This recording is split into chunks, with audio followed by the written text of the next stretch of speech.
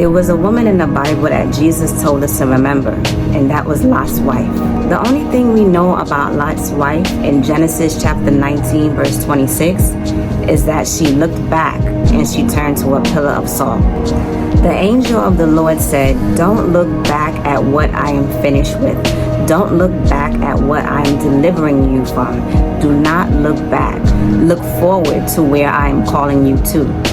But Lot's wife looked back and she turned into a pillar of salt. She became calcified and she got stuck. And so she got stuck in a place where she was only meant to be passing through. The definition of that looking back is a longing to go back, a desire to go back to the place where you left behind. Her attachment to the past was greater than her commitment to the future. She wanted more what she was leaving than what God had for her in the future. Don't get so stuck looking back at the old that you can't see the new that God is doing right in front of your face. Stay focused and focus on what's in your future. Bye, family.